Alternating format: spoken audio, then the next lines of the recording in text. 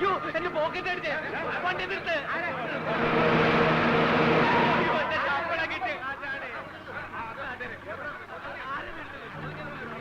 ഈശ്വര അപ്പൊ എന്റെ കയ്യിൽ ബിസ്ക്കറ്റ്.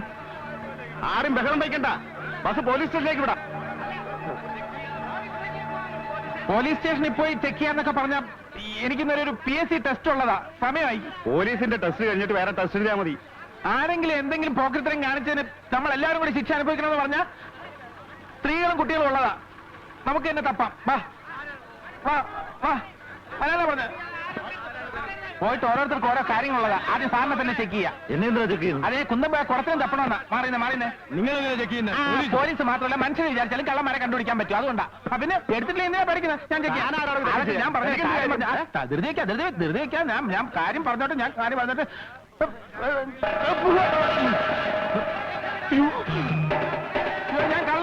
ഞാൻ കള്ളനല്ല, ഞാൻ പോക്കറ്റ് അടിക്കാരനല്ല. സത്യമായിട്ടും എനിക്ക് ടെസ്റ്റ് ഉള്ളതാ.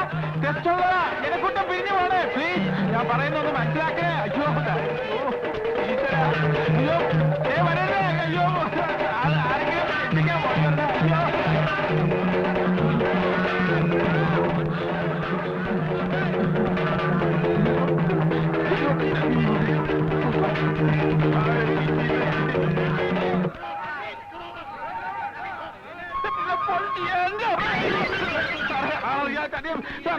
കാര്യം പറഞ്ഞിട്ട് അതെ. അയ്യോ പണം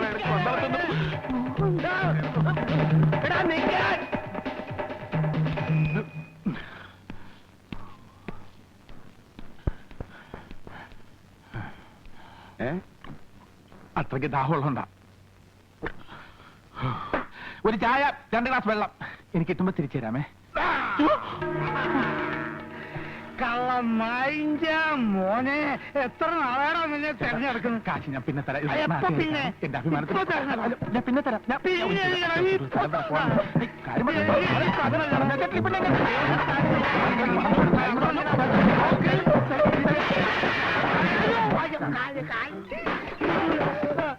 വിടൂലടാ, ഇന്ന് വിടൂലടാ.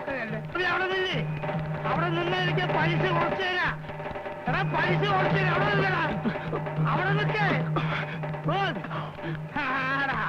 ഈ രീതിക്ക് നീ എങ്ങോട്ട് പോകാനാടാ? നീ ഹെലികോപ്റ്ററിൽ പറക്കാൻ. ആടാ നിന്നെ വിടൂലടാ. ബോബിയേ ബോബ്,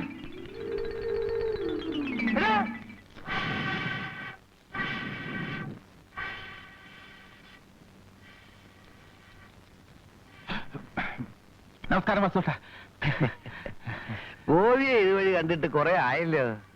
നേരം കിട്ടണ്ടേ? കട പൂട്ടി വീട്ടിൽ എത്തുമ്പോ തന്നെ 9 മണി കഴിയും.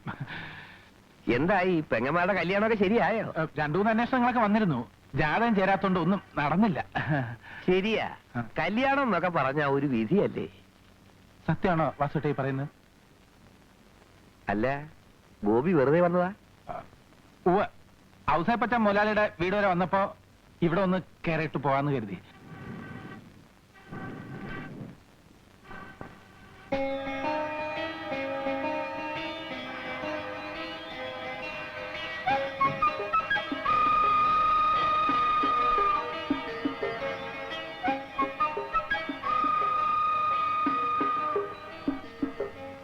ഈ തീയിലിട്ട സ്വർണം കാണാൻ നല്ല ഭംഗിയല്ലേ?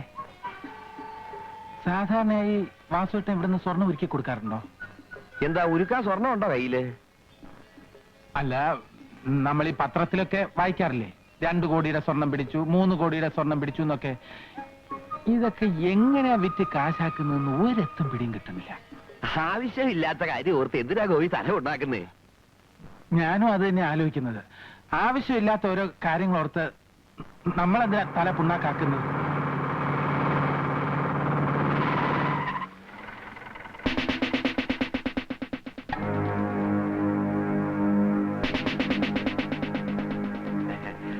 സാർ, ഞാൻ വൈകിട്ട് വീട്ടിലെത്തിച്ചോളാം. എത്ര ദിവസമായി അറിഞ്ഞാണുണ്ടാക്കാൻ തന്നിട്ട്? നാളെ മോളുടെ പേര് വിളിന്ന് കഴിഞ്ഞ ആഴ്ച എന്നോട് പറഞ്ഞല്ലേ? നാളെ അല്ലേ സാർ? ഇനിയും സമയം എത്ര കിടക്കുന്നു? ഇന്ന് വൈകുന്നേരം ഞാൻ സാറിന്റെ വീട്ടിലെത്തിച്ചോളാം, പോരെ? എന്റെ ഉറപ്പല്ലേ? ആ, വണ്ടിയുടെ. ആ, പിന്നെ കള്ളക്കടത്തുകാർ എറിഞ്ഞു കളഞ്ഞ സ്വർണം ഈ ടൗണിൽ തന്നെ ആരുടെ കയ്യിൽ എത്തിയിട്ടുണ്ടെന്ന റിപ്പോർട്ട്. സ്വർണം വിൽക്കാൻ വരുന്ന ആരെങ്കിലും സംശയം തോന്നുകയാണെങ്കിൽ സ്റ്റേഷനിൽ വിളിച്ചു പറയാം. ഓ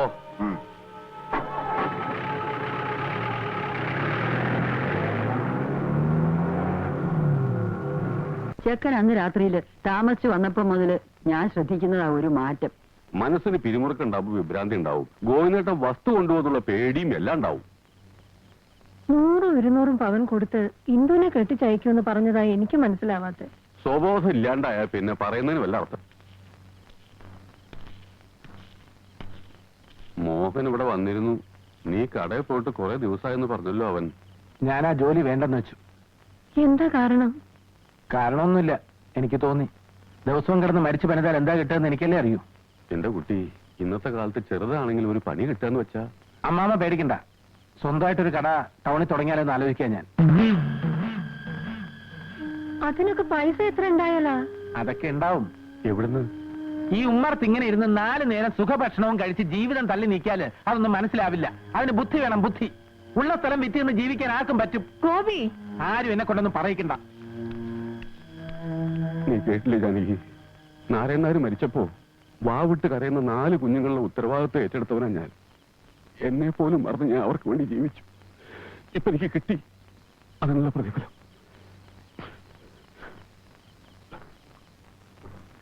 നാരായണേട്ടൻ പറഞ്ഞ അടയാളങ്ങൾ വെച്ച് നോക്കുമ്പോ പ്രതി ഞാൻ വിചാരിച്ച ആള് തന്നെയാ. അവന്റെ നടപ്പിലും ഭാവത്തിലും ഒക്കെ എന്തോ ഒരു പെശക എനിക്കും തോന്നിയതാ.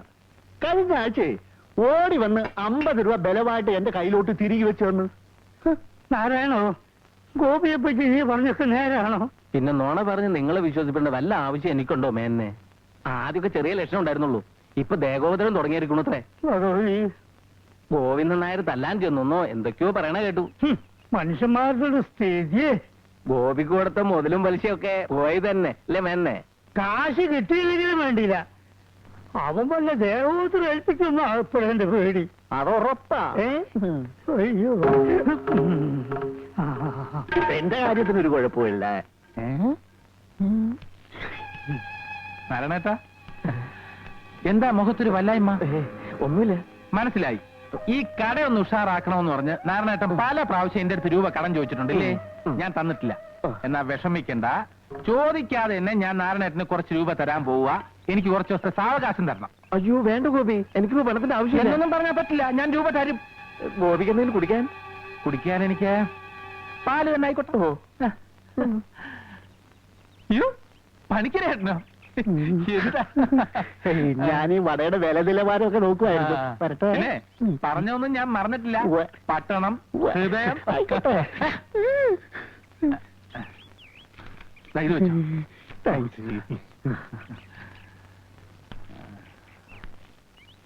വേഗം വേണം. മേനോൻ ചേട്ടനോ? ഈ കണ്ണാടിപ്പെട്ടിക്കകത്ത് എന്തോ എടുക്കുക? ഞാൻ ചേട്ടനെ കാണാൻ കാത്തിരിക്കുകയായിരുന്നു. നമ്മുടെ പൈസയുടെ കാര്യമില്ലേ? പൈസ വേണ്ട, പൈസ വേണ്ട, പൈസ വേണ്ട. തരാം. ഗോപി, പാല്. ചേട്ടാ, എല്ലാം പരിഹരിക്കാം. അല്ല.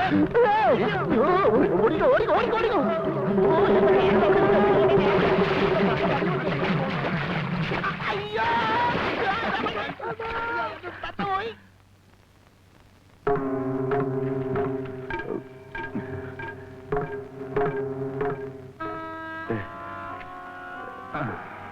ഗോപി 2 ആഴ്ചത്തെ ലീവെന്ന് പറഞ്ഞ് പോയിട്ട് പിന്നെ കണ്ടേയില്ല. കുറച്ച് തിരക്കിലായിപ്പോയി അവസരപ്പച്ച. പിന്നെ ഈ ജോലി അങ്ങ് വിടാനുള്ള തീരുമാനത്തിലാ ഞാൻ. വേറെ വല്ലതും മനസ്സിൽ കണ്ടിട്ടുണ്ടോ ആവോ? വേറെ വല്ലതും കണ്ടുവയ്ക്കാതെ ജോലി വിടാൻ എനിക്ക് എന്താ ഭ്രാന്തുണ്ടോ? ഞാൻ വെറുതെ ചോദിച്ചതാ. ചായയോ കാപ്പിയോ? ഒന്നും വേണ്ട. ഞാനേ ആ അബൂബക്കറിന്റെ ഹോട്ടലിന് വില പറയാൻ വേണ്ടി ഇവിടം വരെ വന്നതാ. മിക്കവാറും കച്ചവടം ഉറപ്പിക്കും. ഒരു തെറ്റുമില്ല. പക്ഷേ ആ ഹോട്ടലിനെ ഒരു തുണിക്കടയാക്കി മാറ്റാനാ എന്റെ പ്ലാൻ. എന്താ അവസരപ്പച്ചന്റെ അഭിപ്രായം? വളരെ നല്ല അഭിപ്രായം. മോനേട്ടാ, പറഞ്ഞൊക്കെ ഓർമ്മയുണ്ടല്ലോ, മാറ്റം ഉണ്ടാവരുത്. എന്നിട്ട് ഞാൻ കല്യാണത്തിന് തീർച്ചയായിട്ടും എത്തും, പറഞ്ഞ സമ്മാനമായിട്ട്. എന്നാ അപ്പൊ പറഞ്ഞല്ലേ? ശരി ശരി. അപ്പോ എന്റെ കടയുടെ ഓപ്പണിങ്ങിന് കാണാം എല്ലാരോടും. വരട്ടെ വരട്ടെ അവസരപ്പച്ച.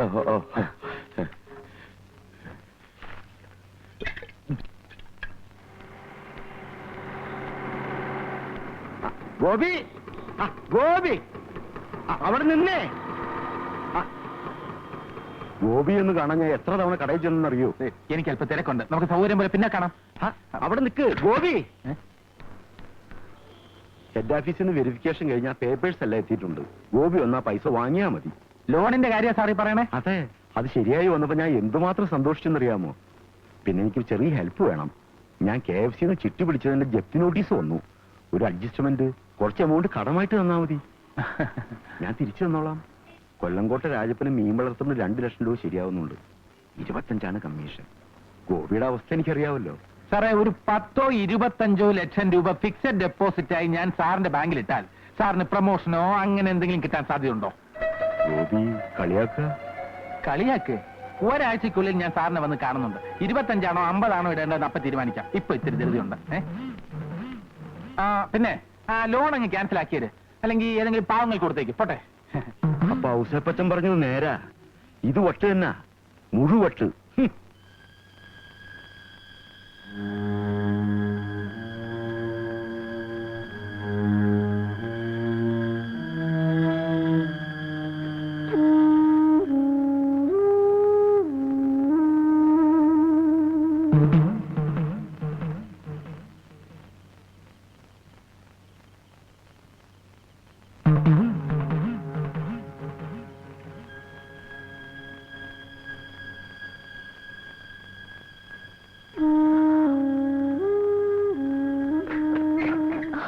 കുറച്ച് നേരമായി ഞാൻ കാണുന്നുണ്ട് നിങ്ങളുടെ ഈ കളികള്. അവിടുന്ന് ഇവിടുന്നൊക്കെ എത്തി നോക്കാൻ വേണ്ടി മാത്രം ഇവിടെ ഇപ്പൊ എന്താ ഉണ്ടായത്? ഞങ്ങള് വെറുതെ മനുഷ്യനെ സ്വൈരായിട്ടൊന്ന് ഉറങ്ങാൻ കൂടി സമ്മതിക്കില്ല.